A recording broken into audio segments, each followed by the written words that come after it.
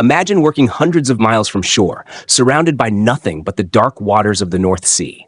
Then, without warning, a deafening explosion tears through the platform beneath your feet.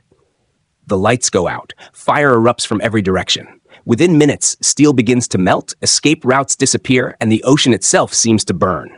This is the true story of Piper Alpha, the world's deadliest offshore oil disaster. On the night of July 6, 1988, a chain of seemingly minor mistakes triggered a catastrophe that killed 167 people and forever changed the global oil industry. But how could one missing piece of paper lead to such unimaginable destruction? To understand how Piper Alpha became a floating inferno, we need to go back long before the first explosion. Located about 190 kilometers, or 120 miles northeast of Aberdeen, Scotland, Piper Alpha was one of the most productive oil platforms in the North Sea. Operated by Occidental Petroleum, it began production in 1976 as an oil platform. Over time, however, it was modified to process not only oil, but also large amounts of natural gas. Those modifications dramatically increased the platform's risk. Unlike oil, natural gas is highly flammable. Even a small leak can create an invisible cloud capable of igniting with devastating force. Yet, despite these increased dangers, many sections of the platform were never redesigned to meet the new safety requirements. Critical processing equipment remained dangerously close to living quarters where workers slept, ate, and relaxed after exhausting 12-hour shifts. On July 6, 1988, about 226 men were working aboard Piper Alpha. For most of them, it seemed like just another ordinary day in the North Sea. Earlier that afternoon, maintenance crews had been servicing one of the platform's condensate pumps, known as Pump A. During the work, technicians removed a pressure safety valve that required repairs. Since the valve had been taken away, workers temporarily sealed the open pipe with a simple metal blind flange.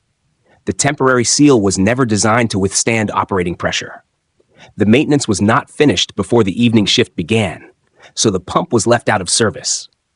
According to company procedures, a work permit clearly stated that Pump A must never be restarted until the safety valve had been reinstalled. That single document would become one of the most important pieces of paper in industrial history. As the evening crew took over, another problem developed. Pump B, the platform's only operating condensate pump, suddenly shut down because of mechanical issues. Production immediately stopped, costing the company enormous amounts of money every minute the platform remained idle. Supervisors faced a difficult decision. Should they halt production until the problem could be fixed or restart Pump A? The night shift operators searched for maintenance records. Somehow, the critical permit warning that Pump A was incomplete was not available in the control room. Whether it had been misplaced, filed incorrectly, or simply overlooked, the operators never saw the warning. Believing Pump A was safe, they started it. At first, everything appeared normal. Then high-pressure gas rushed toward the temporary blind flange that had replaced the missing safety valve. The seal failed almost instantly. A massive cloud of highly flammable gas exploded into the processing module. Seconds later, it found an ignition source. At approximately 9:55 p.m., Piper Alpha was rocked by a tremendous explosion. The blast ripped through walls, destroyed control systems, and instantly killed workers closest to the processing area. The explosion also disabled the platform's emergency shutdown systems, leaving operators with almost no ability to isolate the fuel feeding the growing fire. Within moments, flames hundreds of feet high erupted into the night sky. Inside the accommodation block, many workers initially believed the platform's fire protection systems would control the emergency. After all, they had practiced drills for situations like this. But reality was far worse. The platform's automatic firefighting system depended on powerful seawater pumps. Unfortunately, those pumps had been switched to manual mode because divers were working underwater earlier in the day. Starting them automatically could have endangered the divers. When the explosion occurred, nobody activated the pumps in time. Without seawater, the fire spread almost unchecked. As temperatures climbed, communication systems failed. Thick black smoke filled corridors and stairwells. Electrical power disappeared, leaving survivors trapped in darkness, illuminated only by roaring flames. Some workers tried reaching lifeboats, only to discover that intense heat made them completely inaccessible. Others gathered inside the accommodation block, hoping rescue helicopters would arrive before the fire reached them. They waited and waited. What many of them did not know was that Piper Alpha was connected by pipelines to nearby production platforms. Those pipelines continued pumping enormous volumes of oil and natural gas directly into the burning platform. Instead of starving the fire, they continuously fed it. About 20 minutes after the initial explosion, one of the major gas pipelines weakened under the incredible heat. Then it ruptured. The resulting explosion was unlike anything survivors had experienced. Witnesses described a gigantic fireball rising hundreds of meters into the air as thousands of tons of gas ignited almost instantly. The blast tore apart huge sections of Piper Alpha's structure.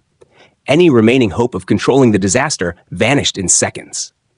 Nearby rescue vessels could do little more than watch helplessly as pieces of burning steel crashed into the sea, while men trapped on the platform faced impossible choices between fire above and the freezing waters of the North Sea below. Many jumped. Others never had the chance. By the time the flames finally died out, 167 people had lost their lives. Only 61 workers survived, many of them because they made the desperate decision to jump more than 50 meters, over 160 feet into the freezing North Sea. For the families waiting on shore, the tragedy was beyond comprehension. What had begun as an ordinary workday ended as one of the darkest nights in offshore industry history. The official investigation concluded that the disaster was not caused by a single explosion, but by a cascade of preventable failures. Poor communication during shift handovers, weaknesses in the permit-to-work system, inadequate emergency planning, and platform designs that failed to account for changing risks. The Cullen Inquiry led to sweeping reforms in offshore safety, influencing regulations around the world.